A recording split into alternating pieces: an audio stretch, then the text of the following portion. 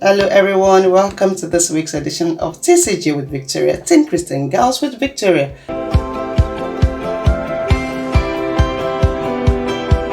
Today, I'm going to start by saying a big thank you to everyone that comes to my page, to like the page, to subscribe to the page. Thank you very much. I do really appreciate you. Keep doing what you're doing. That's the plan. We want to get the message across to as many people as possible. Thank you, thank you, thank you very much. I do appreciate you. So today I'm going to be talking about something very interesting that happened to me last week, and I want you to come with me and listen to my story and see what your take is. Now, last week I was at work and it was lunch time, so I'd come to the common room to have my lunch, just to take a walk away from my desk. So this is a very big hall that you can sit on a table with two other people, making three of you because of social distancing. It's fantastic. You could come, the view is lovely. So I was there having my lunch, and two of my colleagues joined me and they said, hello Victoria, hello. Oh, fantastic. Kiki and Mimi were joining me for lunch. Great. So one of them took off her mask and wanted to start having lunch. And she started by saying, oh, this mask palaver, this mask wipes off your lipstick. And of course, that's the new thing. Because these days, as a lady, you know what I'm talking about, that the mask do wipe off your lipstick. Oh, and we all laughed about it. And the other girl said she doesn't even bother to put lipstick on anymore because the whole thing is a mess. And that was it. Everybody kept on having their lunch quietly. And out of the blues, this same girl just said, Come to think of it, guys. We all looked up. I said, Dorcas, when we're talking about lipstick now, a name came to my mind. Okay, so Dorcas is one of our colleagues. I said, even before COVID, Dorcas doesn't look good in lipstick. I said, where is this conversation going to? Dorcas doesn't look good in lipstick. How does that concern us? Why is she bringing that up now? I said the lipstick doesn't really good on her, maybe because of the shape of her lips. She just went on going that way. And the other one, now, she's not really good with anything, even with her job, she's behind, she's never up to date, she's never up to that, she's always lagging behind. So they went on. Now, I wasn't comfortable with the trend of that conversation. Here I am sitting there trying to swallow my food. I should be saying something, because this conversation now is a conversation supposedly between three people, and in a conversation, instead of you nodding in affirmation, or you smiling, or you saying something, I should be saying something to let them know my standpoint. I'm not part of this. I don't want to talk behind my colleague in a bad way, especially if I don't have all my facts.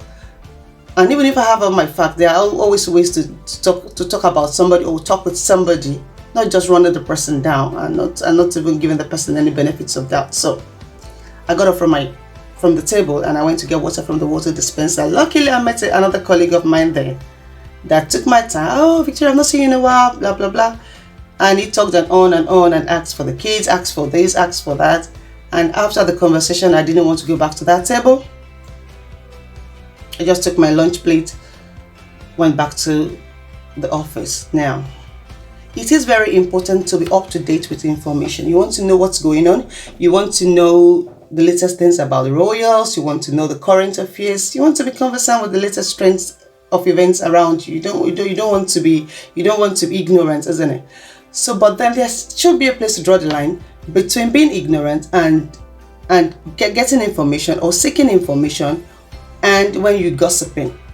Now, if you're sitting among people that are not Christians and they start a conversation about somebody, I know this has happened to many of us before. I start a conversation about somebody. What do you do as a Christian? What is the next thing to do? Now they start talking about this person, possibly you know the person, and they say how promiscuous she is, how she is this, how she's that. What is your take as a Christian? What do you do? You know what the Bible says about sitting among the scornful and the deceitful people? In Psalm 1 verse 1.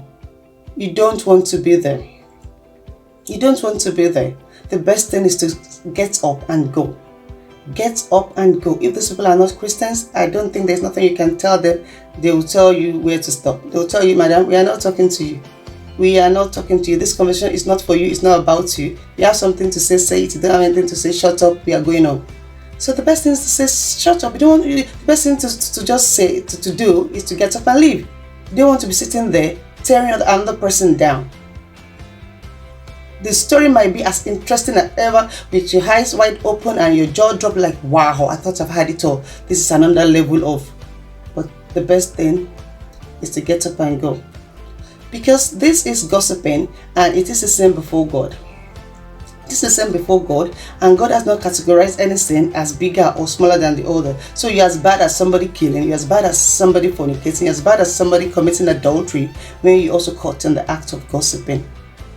People tend to overlook this and throw it behind the carpet and say that, oh, it's a small thing, or try to justify what they are doing, that it's not a big deal. But it is big before God. If God has categorized it as sin, it is sin. It is sin. It's not in us to divide what is big sin or what is small sin. If God has categorized it as sin, it is sin, and we should be making a conscious effort to make sure that we're not caught up in that act. Now, what if you're sitting with Christians?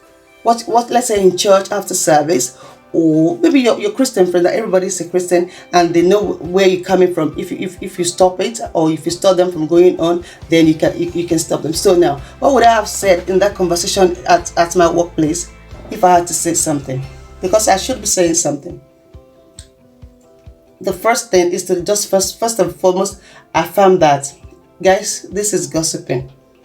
This is gossiping, and somebody from the team or from the group might just say, no, it's not gossiping. We know what we are saying. This is the truth. Sister Victoria, this is not gossiping. We know what, even as Christian, people start to justify it and shut you down and don't want you to stop them in the act of gossiping. Now, if you need to say something, I implore you that you really need to watch what you're saying, because to God, whatever you said is being recorded and it can be used against you in the court of law.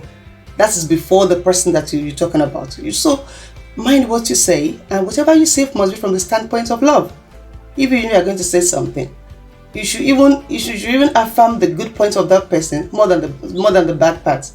Like that Dorcas that we're talking about, I can say, she got some very good skills you guys are not even paying attention to. She can't be 100% bad. Even the person talking cannot be 100% good. So you can't just blue light the bad character of one person and close your eyes to the good part of the person.